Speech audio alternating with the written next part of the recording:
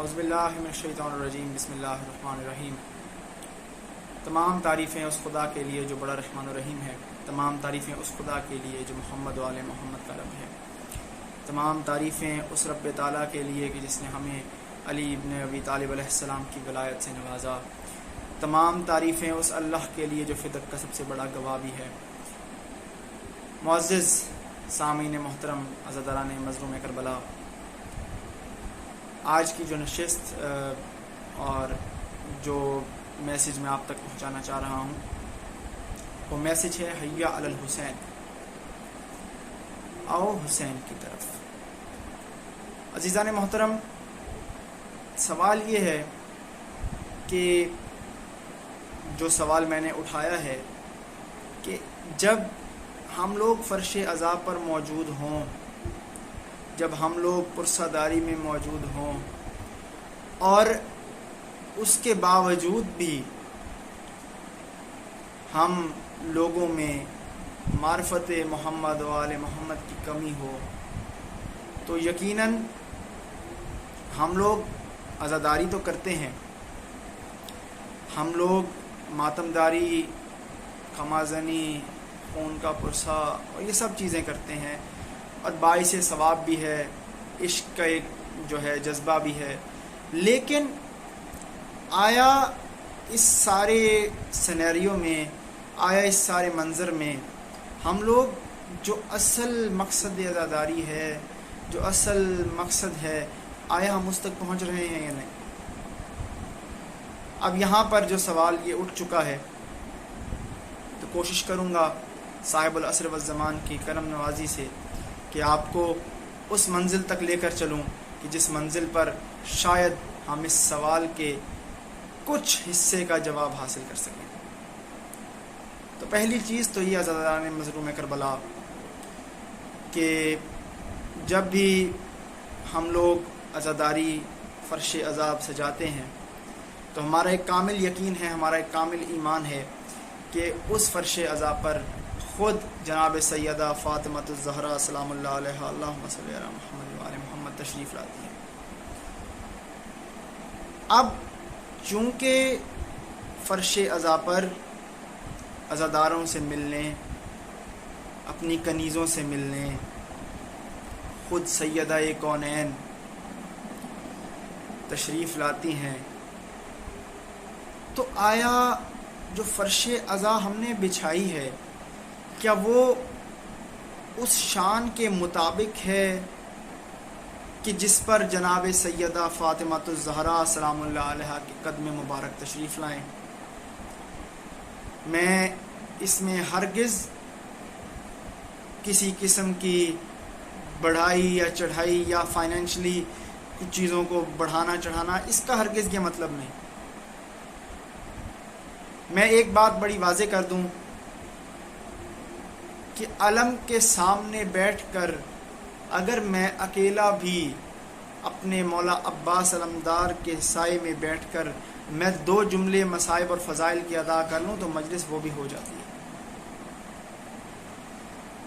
تو ہرگز یہ مطلب نہ سمجھیے گا کہ جو میں نے کہا کہ کیا آیا وہ فرش عزا اس قابل ہے کہ جہاں سیدہ کونین اپنے قدم وہاں پر جو ہے تشریف لائیں۔ تو سوال یہ ہے کہ اب وہ جو فرش عزا ہے، جہاں تک عقل اس بات کو تسلیم کرتی ہے، جہاں تک ہم دنیا داری میں دیکھتے ہیں، تو میری نظر میں ہمیں ابھی بہت آگے جانا ہے۔ ہمیں اس فرش عزا کو جناب سیدہ کے قابل بنانا ہے، ہمیں اس فرش عزا پر جناب سیدہ کے استقبال کی حقیقی تیاریاں کرنی ہیں۔ اب میں اپنے اصل موضوع اور اصل گفتگو پہ آؤں گا کہ عزاداری برائے معرفت امام کی جائے۔ کبھی بھی عزاداری کا مطلب یہ نہ لیجئے گا کہ اگر عزاداری ہوگی تو غم حسین کا دنیا کو پتہ چلے گا۔ کچھ حد تک یہ بات دنیا کو سمجھانے کے لیے، اور ظاہر سی بات ہے دنیا داری میں رہ کر اس کو ایکسپلین کرنے میں یہ بات بالکل درست ہے اور یہ ہونی بھی چاہیے، لیکن جو عزادار ہے مظلوم کربلا کا وہ اپنے دل میں یہ احساس رکھے، وہ اپنے دل میں اس چیز کو رکھے کہ یہ جو عزاداری ہے، یہ عزاداری میں دنیا کو دکھانے کے لیے نہیں بلکہ معرفت امام کی خاطر کر رہا ہوں۔ آج کل کی عزاداری میں جو کچھ ڈفرنٹ روایات، کچھ ڈفرنٹ ایسی چیزیں کہ جہاں پر جو کہ ہم نے آج تک نہ سنی نہ کبھی اس کا کوئی اپنی آنکھوں سے کوئی اس طرح کا منظر دیکھا، تو کچھ ایسی چیزیں ہو رہی ہیں کہ جو اس چیز سے شاید جو میں نے جملہ استعمال کیا، جو میں نے لفظ استعمال کیا عزاداری برائے معرفت امام، وہ اس چیز کی وہ معرفت کے حصول کی جو خواہش ہے وہ لوگوں میں بہت کم نظر آتی ہے۔ اور بحیثیت عزادار، بحیثیت محب سلطان کربلا، بحیثیت اہل تشیع، بحیثیت سادات، میرا یہ ایک میسج بھی ہے، میرا ایک پیغام بھی ہے کہ آج تک اگر امام آخر الزمان کے ظہور میں اتنی تاخیر ہے تو اس تاخیر کی وجہ یہ ہے کہ ہم لوگ جو عزاداری کرتے ہیں وہ عزاداری برائے معرفت امام نہیں ہوتی۔ معذرت کے ساتھ کچھ ایسی مجالس بھی ہیں، کچھ ایسی مجالس بھی ہیں جہاں پر احساس معرفت ہوتا ہے، تو جس مجلس میں جا کر آپ کو احساس معرفت ہو تو سمجھ لیجئے کہ آپ نے مجلس کا حاصل کر لیا اور آپ نے اپنا حصہ دے دیا۔ اب یہ نہیں ہے کہ آپ ایک مجلس میں جاتے ہیں، آپ نے مجلس سنی، باہر آ کے لوگوں کے ساتھ اس کو گفتگو کیا، اس کو ڈسکس کرنے کے بعد آپ پھر اپنے اسی ماحول میں، اسی عام ڈسکشنز میں، عام پولیٹیکل ویوز میں، بہت ساری چیزیں ایسی ہیں جو آپ لوگ کرنا شروع کر دیتے ہیں۔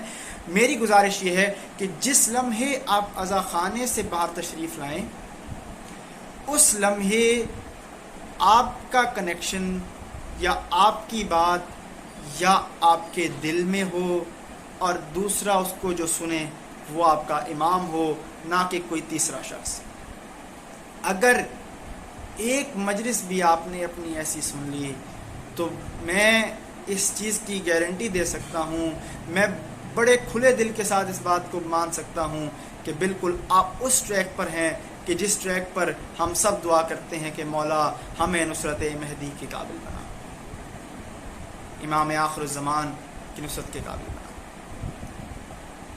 اب چونکہ اربعین کے دن قریب ہیں، اربعین آنے والا ہے، آج شب شہادت امام الرضا علیہ الصلوۃ والسلام بھی ہے، تو معرفت جو لفظ ہے یہ بیسیکلی میم این رے فے اور تے، اس کا اگر میں آپ کو ایک نیا رخ دوں تو ہمیں سمجھ ہی آئے گا کہ میم سے محمد ہے، این سے علی ہے، رے سے رضا ہے، فے سے فاطمہ ہے اور تے سے تعمیل۔ اگر ایک مومن تعمیل سیدہ کرے گا تو اسے رضائے محمد و علی ملے گی، اور جسے رضائے محمد و علی ملے گی اسے ہی رضائے الہیہ ملے گی۔ تو جب بھی فرش عزا پر آئیں، معرفت کے اس مطلب کو، معرفت کے اس چھوٹے سے ایسے ایک لفظ کے، اس کو میں نے صرف کھول کے بیان آپ کے سامنے کیا ہے۔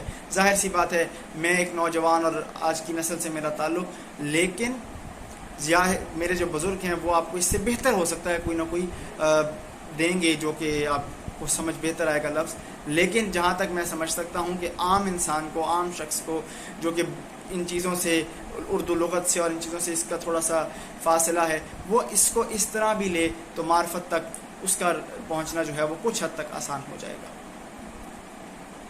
اب ایک اور بات، بڑی اہم بات، کہ جیسے میں نے کہا کہ تعمیل سیدہ ہوگی تو رضائے محمد و علی ملے گی، اور جسے رضائے محمد و علی ملے گی اسے ہی رضائے الہیہ ملے گی۔ اب ایک اور بڑی اہم بات ہے جو آج کل بہت زیادہ کامن ہو چکی ہے کہ آیا عزاداری اور نماز کا کوئی تقابل ہوگا، کوئی مقابلہ ہوگا یا کوئی اس طرح کی بات ہوگی. کئی لوگ کہتے ہیں کہ اگر عزاداری نماز پہ فوقیت عزاداری کو دے دو تو نماز کا کوئی فرق نہیں پڑتا. تو میں ایک بڑی پیاری بات یہاں پر کروں، بڑی کوشش کر رہا ہوں کہ آپ لوگوں کو بڑے کامن اور سمپل الفاظ میں اپنا میسج بھی کنوے کروں، اور اس کے ساتھ ساتھ آپ لوگوں کے ساتھ جو ہے آگے سے آگے منزل بہ منزل چلتے چلیں. نماز اگر میں غلط نہیں ہوں تو 11 اماموں نے جس چیز کو اس دنیا میں افضل ترین منوایا وہ نماز تھی. امیر المومنین علی ابن ابی طالب سے لے کر امام عسکری علیہ الصلوۃ والسلام تک، اور امام مہدی آخر الزمان کی ظہور اور ان کے آنے کے بعد ان کا بھی وہی مشن ہوگا کہ جو ان کے دادا علی اور جناب محمد مصطفیٰ صلی اللہ علیہ وآلہ وسلم کا مشن. تو اگر تو عزاداری اور نماز کا مقابلہ کرنا ہے تو میں بڑی ایک آرام سے ایک آسان سی بات کروں گا کہ عزاداری کو منوانے کے لیے آپ کو نماز پہ جانا پڑے گا، اور نماز کو منوانے کے لیے آپ کو صف ماتم پہ آنا پڑے گا. کیونکہ اگر آپ صرف عزاداری کریں گے اور عزاداری کو نماز پڑھ کر منوائیں گے نہیں تو اس عزاداری کا کوئی فائدہ نہیں، اور جب آپ نماز پڑھیں گے اور عزاداری نہیں کریں گے تو اس نماز کا کوئی فائدہ نہیں. تو بڑا ضروری ہے کہ آپ ان دونوں چیزوں کو بالکل ساتھ ساتھ لے کر چلیں. خدا نے ہم پہ کوئی زبردست یا اتنا کوئی بڑا فرض نہیں کہا کہ ہم ادا کریں. ہمیں صرف 5 وقت کی نماز ادا کرنے کو کہا ہے. وہ بھی اگر آپ کچھ نہیں کر سکتے، اگر آپ نماز کو نفل اور سنت کے ساتھ نہیں پڑھتے، تو میری گزارش ہوگی کہ شروعات کریں کہ آپ صرف جو فرائض ہیں نماز کے ان کو ادا کرتے چلیں، اور بے شک آپ کے لیے آگے جو ہے وہ منزلیں آسان ہوں گی اور معرفت کا درجہ جو ہے آپ کا بلند سے بلند تر ہوگا. اچھا، یہاں پر میں ایک اور بات کہوں گا، آپ لوگوں سے سوال بھی کروں گا کہ میں نے جو موضوع ہے آج کا اسے حیا علی الحسین کیوں کہا؟ کیونکہ اذان میں ہم ایک جملہ سنتے ہیں، ہم ایک کلمہ سنتے ہیں، حیا علی الفلاح، آؤ فلاح کی طرف. اصل میں یہ جو فلاح ہے نا، یہ جو فلاح اللہ اذان میں کہلوا رہا ہے، یا اللہ اس کو اذان کا ایک فرض حصہ قرار دے رہا ہے، تو یہ جو فلاح ہے نا، یہ فلاح جاتی ہے در حسین سے. یہ اب دیکھ لیجئے کہ آپ کی اذان بھی بغیر وسیلہ مکمل نہیں ہوتی، کہ جس فلاح کی طرف بلایا جا رہا ہے، جس فلاح کی طرف ہمیں ایک پیغام دیا جا رہا ہے، وہ فلاح در امام سید الشہداء کی طرف سے ہے. اب اس فلاح کا حصول کیسا؟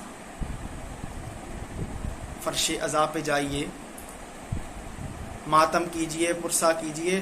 پرسہ کرنے کے بعد جس لمحے آپ کو یہ آواز آئے گی دوران مجلس، حیا علی الفلاح،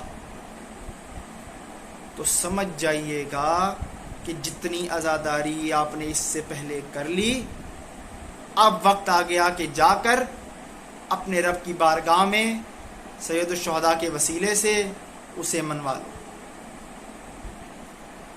اور جیسے ہی نماز ہوتی ہے تمام، اور آپ سن لیتے ہیں کہ آپ کو آواز آئی لبیک یا حسین، اب وقت ہے حیا علی الحسین، آؤ حسین کی طرف. اب آپ نے جو حصہ عزاداری کا ادا کیا تھا، آپ فلاح کے لیے نماز میں گئے، آپ نے نماز کو ادا کیا، وسیلہ سید الشہداء سے عزاداری کو قبول کروایا. قبول کروانے کے بعد آپ کو صدائے لبیک یا حسین آئی. آپ لبیک یا حسین علیہ السلام کی صدا سن کر آپ نے مجلس کا یا جلوس کا یا ماتمداری کا یا پرساداری کا یا خون کے پرسے کا آپ نے رخ کیا. رخ کرنے کے بعد ایک اور وقفہ نماز آیا، اس وقفہ نماز میں آپ نے پھر سنا حیا علی الفلاح، آپ نے پھر نماز کا رخ کیا، آپ نے پھر اپنی عزاداری منوائی. تو جب یہ سلسلہ شروع ہوگا تو یقین کیجئے یہی ہوگی عزاداری برائے معرفت امام، برائے معرفت قائم آل محمد. میرا امام جب کعبے میں نماز ادا کروائے گا کہ جس کے پیچھے کل انبیاء ساتھ اس کے جماعت میں شریک ہوں گے، تب حیا علی الفلاح کا نعرہ بلند ہوگا، اور پھر مجلس ہوگی، پھر علم عباس کعبے کی چھت پر بلند ہوگا. اب سمجھ میں آیا کہ حیا علی الفلاح اور حیا علی الحسین میں کیا کنیکشن ہے. یہ کنیکشن ہے کہ نہ حیا علی الفلاح حیا علی الحسین کے بغیر مکمل ہے، نہ حیا علی الحسین حیا علی الفلاح کے بغیر مکمل. عزاداری مظلوم کربلا نماز کے بغیر مکمل نہیں. یوں سمجھ لیجئے کہ عزاداری نماز میں بھی آپ کی جاری ہے. اب وہ کیسے؟ ہم میں اہل تشیع میں ایک بڑی کامن سی عادت ہے کہ جب ہم نماز کو مکمل کرتے ہیں، ہر چیز سے فراغت حاصل کرتے ہیں، اس کے بعد ہم پڑھتے ہیں زیارات. اب وہ زیارات، وہ سلام جو آپ محمد و آل محمد کی ذات اقدس پر پڑھ رہے ہیں، وہ بھی آپ کی عزاداری کا حصہ ہے. اور آپ کی سب سے بڑی جو عزاداری ہے کہ جب آپ تشہد میں اشہد ان علی ولی اللہ کی صدا دیتے ہیں تو یقین جانیے یہ وہی کلمہ ہے جو عزاداری کا اصل حاصل ہے. تو اپنے آپ کو جب نماز میں پاؤ تو یہ نہ سمجھو کہ تم عزاداری سے دور ہو، بلکہ یہ سمجھو کہ تم اس وقت وہاں موجود ہو کہ جہاں سے رابطہ سیدھا امام سے جڑتا ہے. فرش عزا پہ بیٹھے ہو، مجلس سن رہے ہو، اذان کی آواز آتی ہے، تم صلاۃ قائم کرتے ہو، تم نماز پڑھتے ہو، نماز پڑھنے کے بعد حسین کی طرف پلٹتے ہو. یہی ہے وہ کنیکشن، وہ چین جس چین کے تھرو تمہاری عزاداری اور تمہاری نماز قبول ہے. آج کل کے ممبروں سے یا کئی جگہوں پر، کئی چھوٹی چھوٹی محفلوں میں، کہیں پہ بھی کچھ دوست احباب آپس میں بیٹھ گئے، کچھ اس طرح. آج کل ایک کچھ حد تک رجحان یہ بھی اچھا ہے کہ اب لوگوں کو چاہیے، اب لوگوں کو علم چاہیے. اچھا، یہاں پر میں ایک بات بتاتا چلوں کہ اگر آپ نے علم حاصل کر لیا تو آپ معرفت کا ایک حصہ عبور کریں گے. جو علمی معرفت ہے وہ ایک حصہ، لیکن جو آپ کے عقل کی معرفت ہے وہ ہے جو آپ اپنے نفس کو شکست دے کر، جو اپنے آپ کو شکست دے کر، یا جو کہتے ہیں نا کہ اپنی میں مار کر آپ اپنے امام کی بارگاہ میں ہاتھ جوڑ کر، سر جھکا کر جب تشریف لے کر جائیں گے تو یقیناً کہ وہ جب وہ معرفت مل گئی تو آپ کے دونوں حصے جڑے، اور دونوں حصے جڑنے کے بعد آپ اصل میں عارف مہدی بنیں گے، آپ اصل میں عارف حسین بنیں گے، آپ اصل میں عارف محمد و آل محمد بنیں گے. لیکن شرط یہ ہے کہ ہر تقاضے کو بڑے ہی احترام سے، بڑے ہی اعتدال سے اور بڑے ہی بہترین انداز سے آپ انجام دیں گے. اگر یہ آپ سے نہ ہو سکا تو میں بخوف کہہ رہا ہوں کہ شاید ممکن نہ ہو کہ آپ معرفت مہدی آخر الزمان تک پہنچ سکیں. کیونکہ اگر یہاں پہ دعوے دار تو ہر کوئی ہے، یہاں پہ ہر کوئی دعویٰ کرتا ہے کہ ہم نصرت امام آخر الزمان کے لیے تیار ہیں، لیکن افسوس کے ساتھ کہتا ہوں کہ وہی لوگ جو فرش عزا پر بیٹھ کر ابھی تجدید عہد کر رہے تھے، ابھی عہد کر رہے تھے کہ ہم حقیقی امام آخر الزمان کی حقیقی نصرت کے لیے تیار ہیں، وہی لوگ جب کچھ لمحے بعد فرش عزا سے دور کہیں اور، تو ان کا وہ کردار، وہ انداز، وہ بالکل تبدیل ہو جاتا ہے۔ میں ابھی کچھ روز پہلے ایک بڑا خوبصورت جملہ پڑھ رہا تھا کہ تقاریر صرف آپ کو جو ہیں، جو بے عقل ہیں، جو بے وقوف ہیں، تقاریر صرف ان کو متاثر کر سکتی ہیں۔ اصل باشعور لوگوں کو کردار، زبان اور کلام، یہ تین چیزیں ہیں جو اصل باشعور لوگوں کو اٹریکٹ کرتی ہیں، جس کے تھرو، جس کے پھر اس کے بعد اس کی پیروی کی جاتی ہے اور اس کا ایک احترام، ایک سلسلہ شروع ہو جاتا ہے۔ تو ضروری یہ ہے کہ جب معرفت کے لیے آپ اپنا قدم بڑھائیں تو اس کے بعد کچھ ایسی پابندیاں ہیں، کچھ ایسی چیزیں ہیں جو آپ پر مکمل طور پہ پابندی ہو جائے گی۔ پہلی، جس میں میں ایک بڑی اہم بات آپ کو بتاتا چلوں کہ صبر۔ ہم لوگ اسپیشلی جو میری ہم عمر جنریشن ہے، یا جو اس دور سے جو جنریشن گزر رہی ہے، یعنی کہ جو نوجوانان ہیں، ان سے میرا ایک ہی مطلب کلام یہ کہوں گا کہ ہم لوگوں میں ایک چیز بڑی کامن ہے کہ ہم لوگ اکثر چیزوں پر، اکثر و بیشتر چیزوں پر غصہ کھا جاتے ہیں، ہم اکثر چیزوں پر جو ہے برا مان جاتے ہیں۔ جو آپ کا غصہ ہے، اسے جب آپ اپنی حد میں کر لیں گے، اسے جب اپنے کنٹرول میں لے لیں گے، جب ایک اس چیز کو سائیکولوجیکلی آپ اپنے اوپر حاوی نہیں ہونے دیں گے، تو وہاں سے آپ کی جو ہے وہ پہلی سیڑھی ہوگی کہ آپ معرفت محمد و آل محمد کی جانب چل پڑیں گے۔ اس کے بعد دوسرا ہے عمل۔ جب آپ عملی سٹیج میں آئیں گے تو عملی سٹیج میں آ کر آپ کو تھوڑی سی دشواری فیل ہوگی، کیونکہ آپ کو اپنے نارمل روٹینز، اپنے ڈیفرنٹ سکیجولز کو چینج کرنا پڑے گا، لیکن ایک دفعہ آپ کر لیں گے، اس کے بعد آپ کے لیے یہ سلسلہ بہت آسان ہو جائے گا۔ میں یہ نہیں کہتا کہ معرفت حاصل کرنا آسان ہے، لیکن اگر آپ خود کے لیے اپنی میں مار کر، اپنی ایگو کو ختم کر کے آپ اگر اپنے امام کے قریب جائیں تو وہ اتنا رحیم و کریم امام ہے، اتنا عظیم امام ہے کہ وہ تو فوراً گلے لگانے کو تیار ہے۔ اور میں بارہا کہتا ہوں کہ ہمارے کہنے سے کہ ہم ان کے ناصر ہوں، اس سے کچھ فرق نہیں پڑے گا، لیکن جب وہ کہہ دیں گے کہ یہ میرا ناصر ہوگا، تو وہاں پر جو ہے ہماری اصل کامیابی ہے، وہیں پر ہماری اصل فتح ہے۔ اللہ تعالیٰ قرآن حکیم، قرآن مجید میں ایک ارشاد فرماتا ہے کہ بے شک زمانے کی قسم انسان خسارے میں ہے، والعصر ان الانسان لفی خسر۔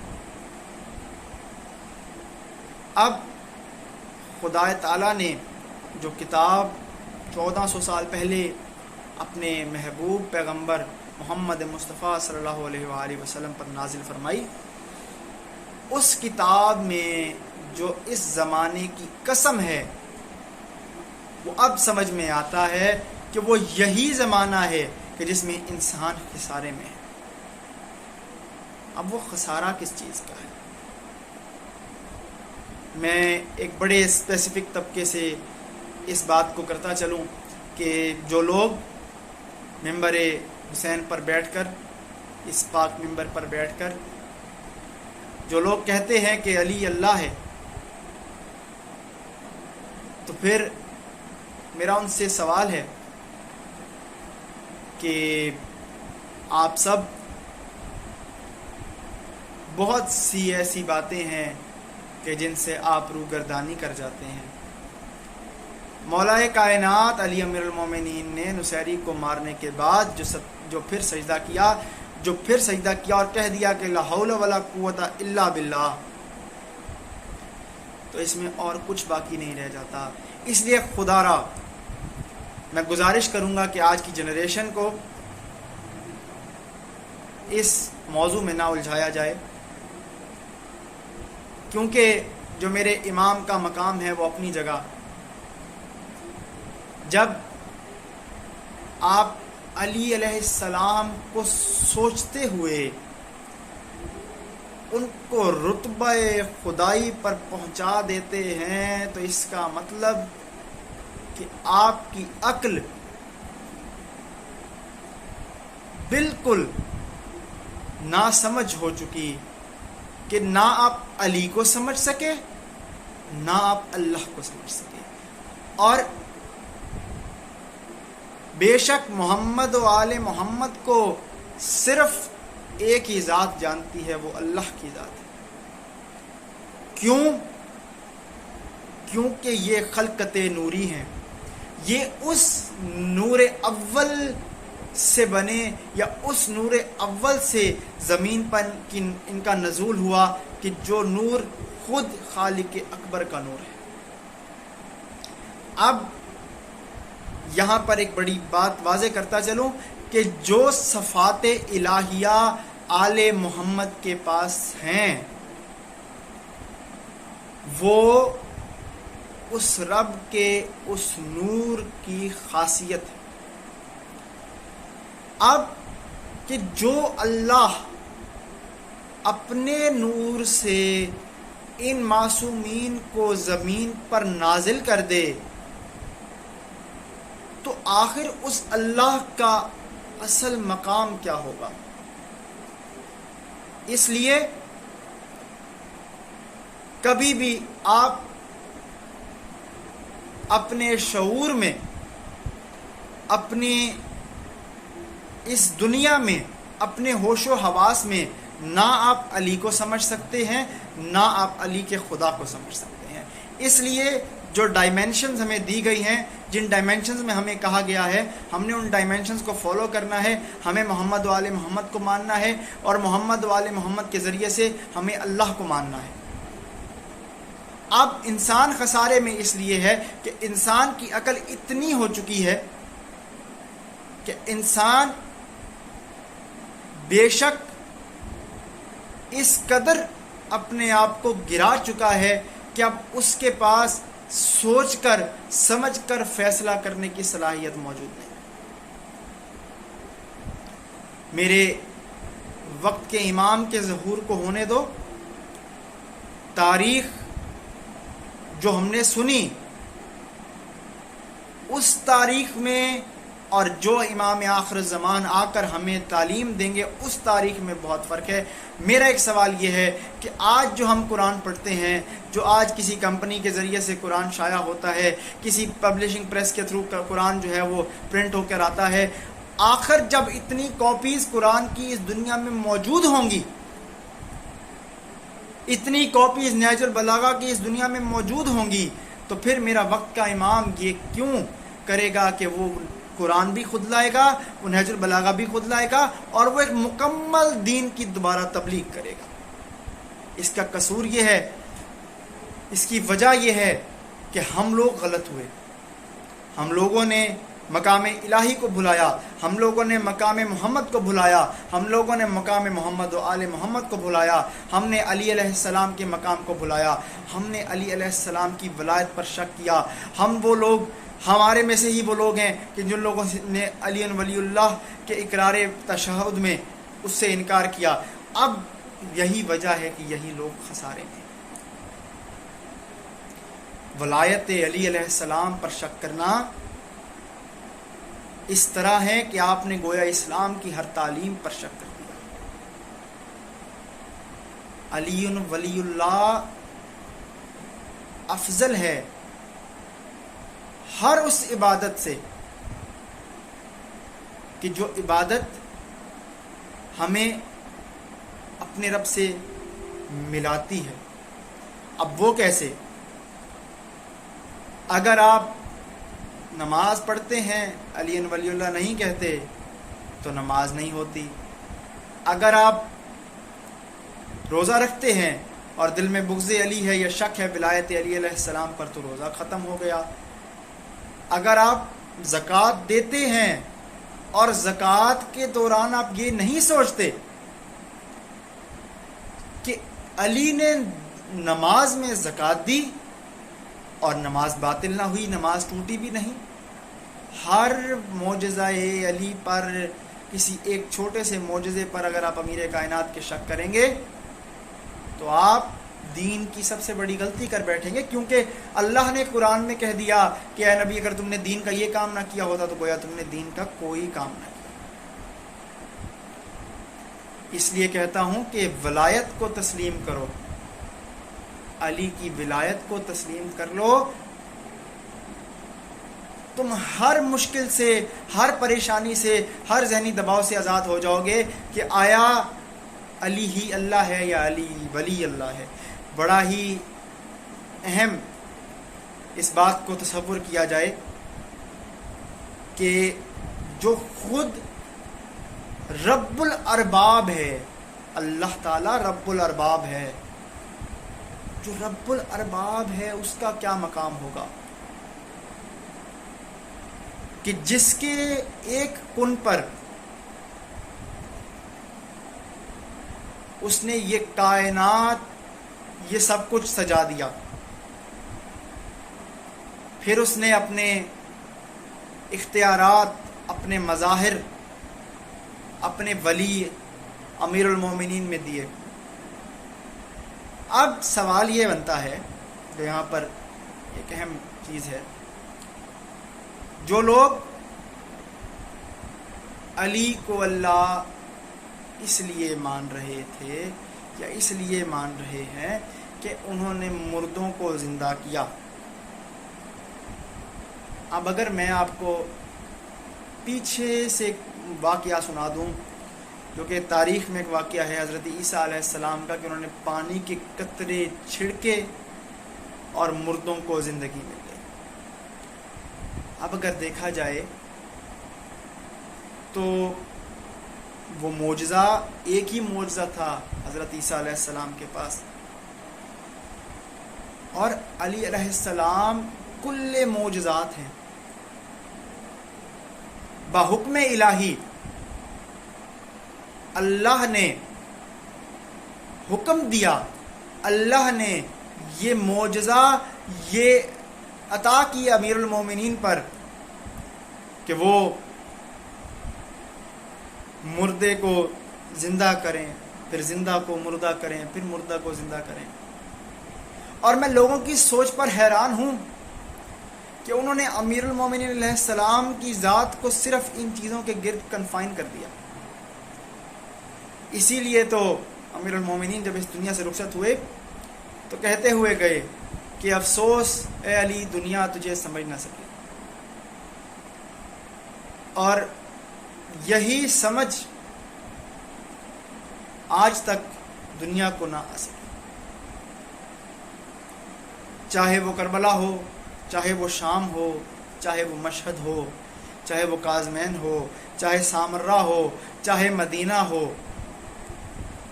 ہر جگہ پر جب جب آل محمد پر ظلم و ستم ہوئے تو جملہ ایک ہی یاد آیا، اے علی یہ دنیا تجھے سمجھ نہ سکی۔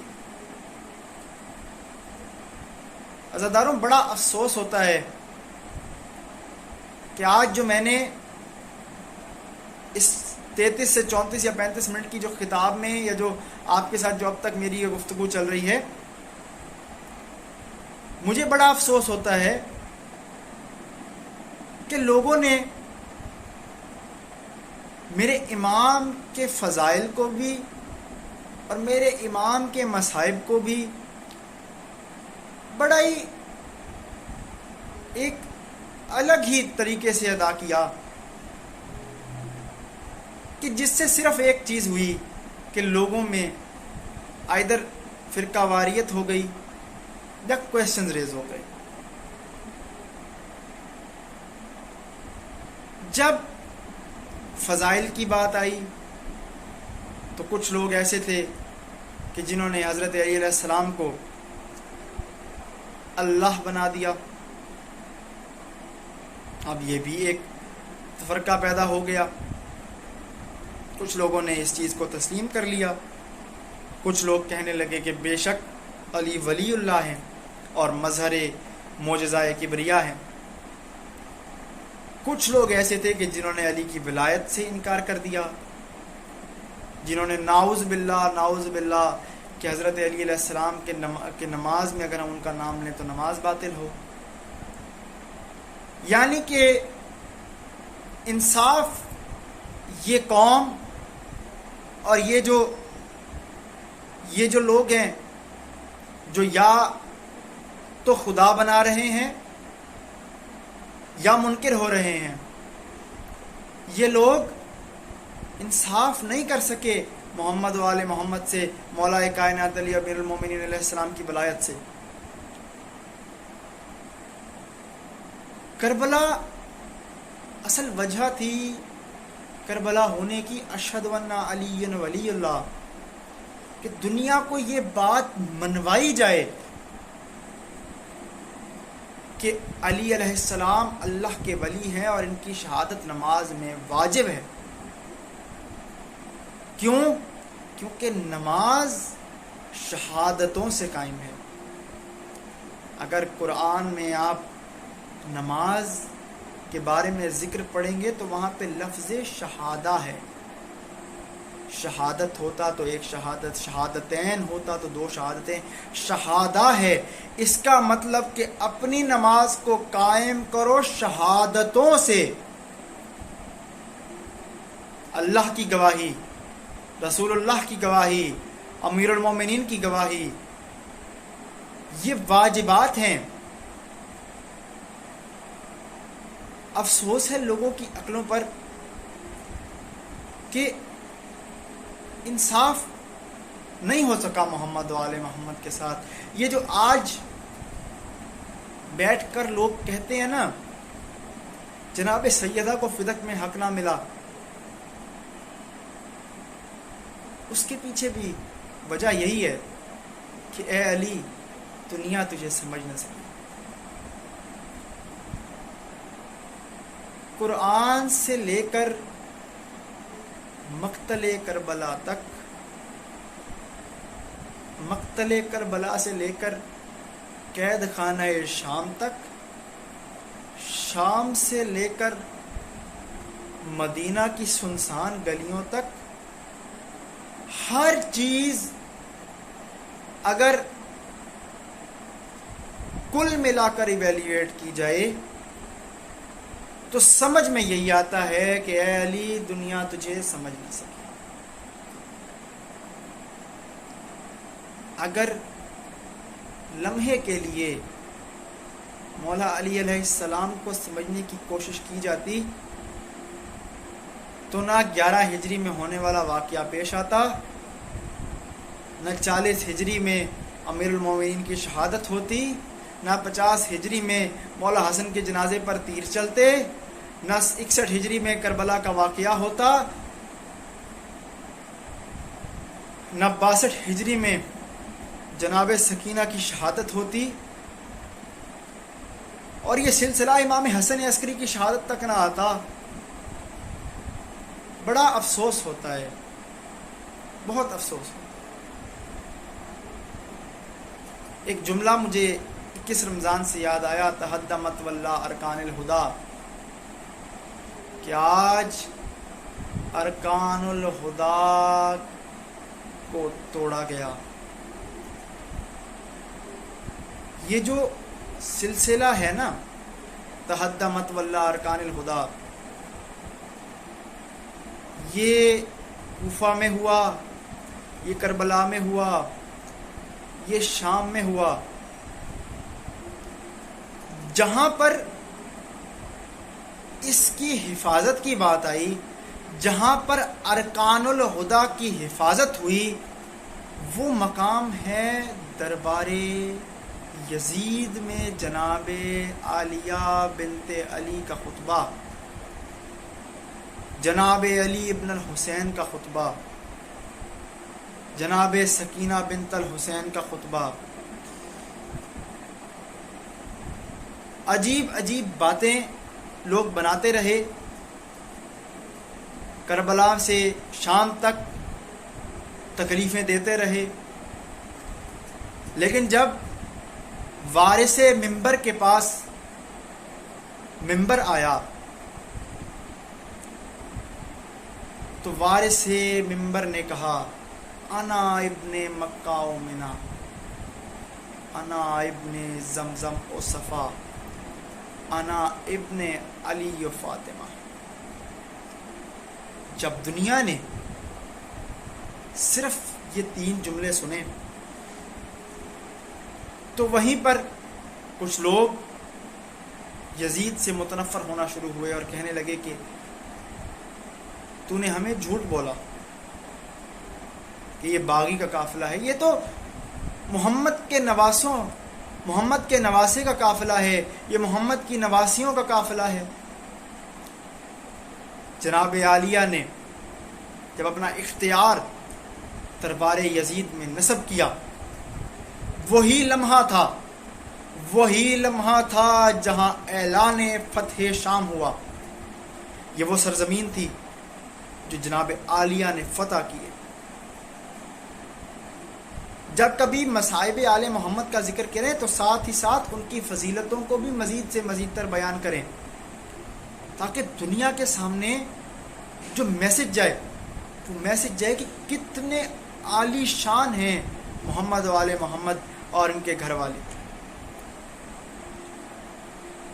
جناب عالیہ بنت علی علیہ السلام نے جب اپنا خطبہ شروع کیا، جب اپنی بات شروع کی، تو سب سے پہلے ایک لفظ کہا، اسکت،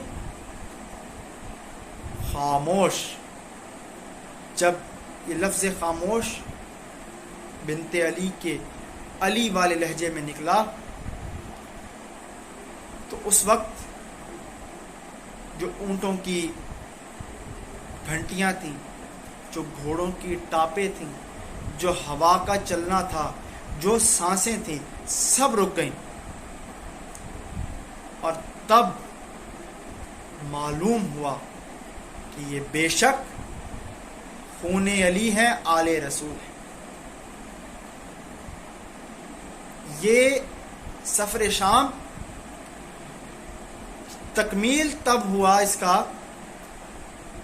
یہ دین کی حفاظت تب ہوئی کہ جب 13 صفر 62 ہجری کو میرے آقا و سردار سید الشہداء کربلا مولا حسین علیہ السلام کا سر زندان میں تشریف لایا، جناب سکینہ بنت الحسین کے ہاتھوں پہ وہ سر آیا،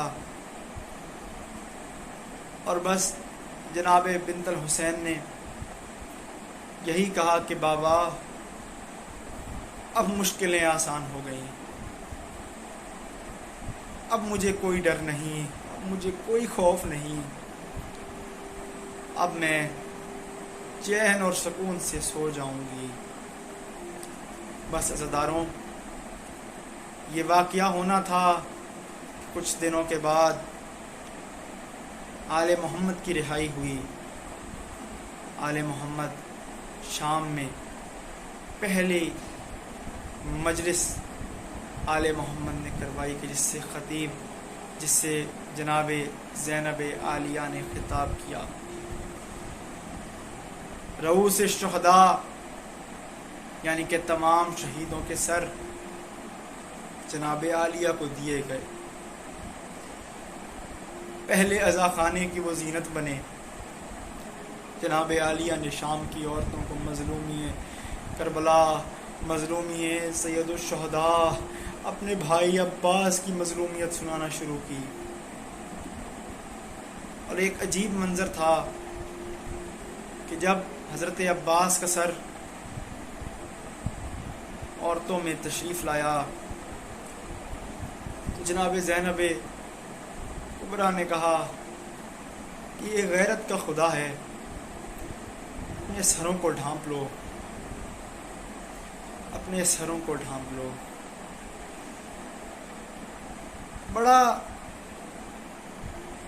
اس بات کو سوچ کر بھی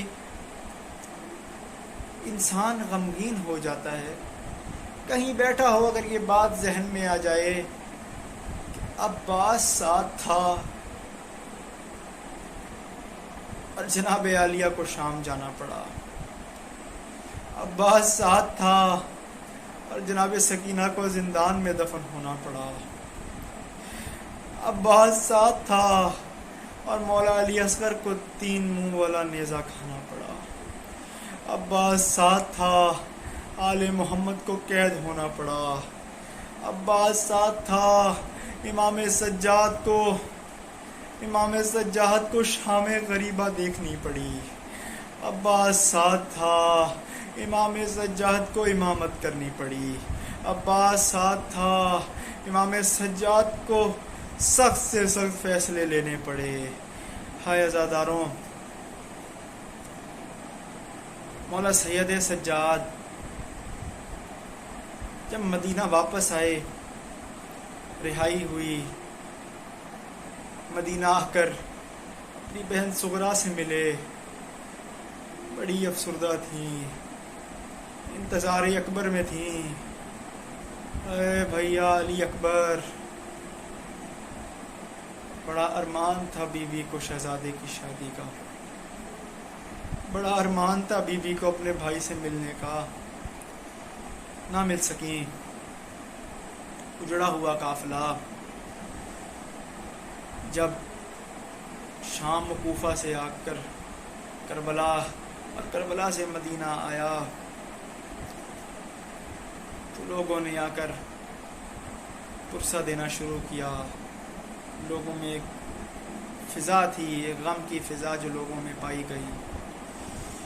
لیکن اصل حقیقت تو غم وہاں پہ ہوا جب جناب عالیہ اپنی ماں کی قبر پر تشریف لے آئیں، جب جناب عالیہ رسول اللہ کی قبر پر تشریف لے آئیں اور بیان کیا کہ نانا تیری امت نے بڑے ظلم کیے، نانا تیری امت نے تیرے نواسے کو قتل کر دیا، تیری امت نے تیری عطرت کے پردے کا خیال نہ کیا، تیری امت نے تیری عطرت پر ظلم ڈھائے. اماں زہرا میں دربار گئی، اماں زہرا میں بازار گئی. اماں زہرا آپ نے کیسے سہا تھا وہ وقت کہ جب دربار میں آپ کے سامنے آپ کے حق کی تحریر کو پھاڑا گیا. بی بی زہرا، اے میری ماں زہرا، میں دین بچا آئی ہوں، میں دین بچا آئی ہوں. میرے بھائی نے اپنا وعدہ پورا کیا، میرے بھائی نے اپنا وعدہ پورا کیا. میں اس کی عزادار بن کے آئی ہوں، میں اس کی عزادار بن کے آئی ہوں. اماں مجھے دعا دے، اماں زہرا مجھے دعا دے. جناب عالیہ نے یہ تمام احوال اپنی ماں، اپنے نانا، اپنے بھائی حسن سے بیان کیے اور آہستہ آہستہ اب دوسرے معاملات کی طرف معاملہ جانے لگا. واقعہ مختار تک آ گیا. مختار نے انتقام خون حسین لیا اور انتقام لے کر جب وہ سید الساجدین کی خدمت میں حاضر ہوئے، سید الساجدین کے جو چہرے پر، گلدستہ زہرا کے چہرے پر بالکل مرجھا چکا ہے، جو بالکل غمگین ہے، پہلی بار ہلکا سا سکون دیکھا گیا، جس روز کو عید زہرا بھی کہا جاتا ہے. عزاداروں، آگے اربعین حسینی ہے. بی بی زینب نے شام سے کربلا آنا ہے، بی بی زینب نے لٹا ہوا قافلہ لے کر شام سے کربلا آنا ہے، اپنے بھائی عباس کے پاس جانا ہے اور کہنا ہے، بھیا کیا یہ وہی قافلہ ہے جس کے تم سالار تھے؟ کیا یہ وہی قافلہ ہے جو مدینے سے کربلا تک شان و شوکت کے ساتھ آیا تھا؟ بھیا کیا یہ وہی قافلہ ہے کہ جس میں میرے بھائی حسین علیہ السلام موجود تھے؟